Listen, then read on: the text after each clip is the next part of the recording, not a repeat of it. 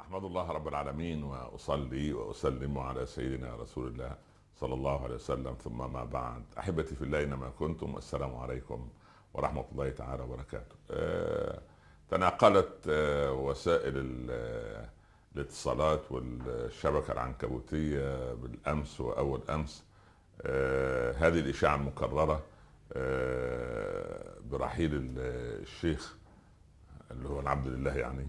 وكلنا سوف نرحل إن شاء الله رب العالمين، ونسأل الله سبحانه وتعالى أن يختم لنا ولكم بالصالحات، وأن يبارك فيكم. وجزا الله خيرا كل الذين اتصلوا بنا وبأحبتنا للاطمئنان. ويعني أريد أن أقول أن الحمد لله رب العالمين، الإنسان المسلم المؤمن دائما مستعد للقاء الله عز وجل، ويكرر في اليوم وكل يوم يعني وفي الصلوات مالك يوم الدين، فالملك لله سبحانه وتعالى، وكل نفس ذائقة الموت.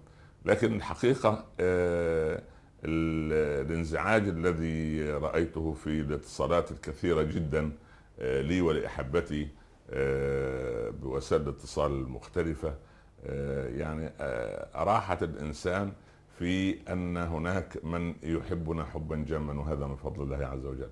وأنا حقيقة أحبكم جميعا حبا جما، لا عداوة لي مع أحد منذ أن بدأت الدعوة إلا مع الشيطان، وسواء شيطان الجن الذي يوسوس للناس شرور أعمالهم، أو شياطين الإنس الذين يظلمون الناس ويقتلون الناس ويريقون الدماء ويعينون على قتل الإنسانية وقتل البشر. هؤلاء هم الذين نبغضهم ولا نحبهم. أما كل البشر، كل الناس، فنحن نحبهم، لأن الله سبحانه وتعالى أنزل هذه المحبة في قلوبنا لكل المؤمنين الصادقين. حقيقة جزا الله خيرا من يثير مثل هذه الإشاعات ليستثير مشاعر الحب لنا في قلوب الناس، ويعني يلهج الجميع بالدعاء لنا. جزاهم الله خيرا جميعا، بوركتم وبورك لكم في أعماركم، وجعلنا وإياكم من الذين يعني يستقيمون على طريق الله عز وجل، ويختم لنا ولكم بالصالحات. وبارك الله فيكم جميعا. وأنا أريد أن أقول في كلمة صغيرة، يعني لا داعي إذا لم تتيقن من نبأ ما أنك تنشره إلا إذا تيقنته. وإن شاء الله رب العالمين نأمل أن نراكم على شاشات التلفاز قريبا بإذن الله في برامج إن شاء الله جديدة إن كنا من أهل الدنيا. شكر الله لكم، لا تنسون من صالح دعائكم، والسلام عليكم ورحمة الله تعالى وبركاته. جزاكم الله خيرا. هذه الكلمة من دبي في صبيحة يوم الأحد 7 من ربيع الأول 1439 هجرية، الموافق 26 من نوفمبر سنة 2017 ميلادية. بوركتم جميعا، والسلام عليكم ورحمة الله تعالى وبركاته. أحمد الله رب العالمين، وصلاة وسلاما على رسوله صلى الله عليه وسلم، ثم ما بعد. أحبتي في الله، السلام عليكم ورحمة الله تعالى وبركاته.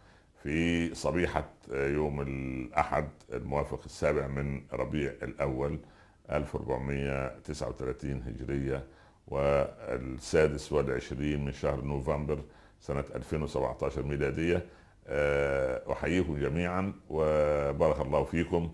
والحاقا لتسجيل سابق لي على وسائل التواصل الاجتماعي بهذه بخصوص الإشاعة التي يعني ذكرت أن الشيخ رحل إلى رحمة الله، ونحن نرحل دائما جميعا إلى رحمة الله في الدنيا والآخرة إن شاء الله، وكل نفس ذائقة الموت. ما زال الإنسان على الحمد لله قيد الحياة، يواصل أمور الدعوة بفضل الله. ولكن ذكرت بعض وسائل الإعلام بعد أن نفت وبالذات الصحف بعد أن نفت خبر الوفاة أو إشاعة خبر الوفاة، أنها أثبتت إشاعة أخرى وأنني مريض مرضا خطيرا، والأطباء يعني يؤملون خيرا.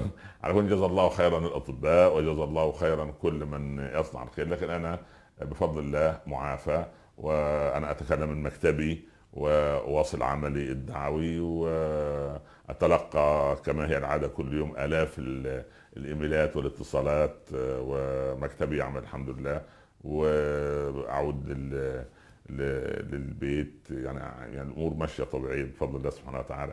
فيعني وجدت لابد من نفي مساله ايضا المرض الشديد هذا. يعني ربنا سبحانه وتعالى يشفي كل مريض، لكن ربما نكون مرضى بكثره الذنوب، نسال الله ان يتوب علينا.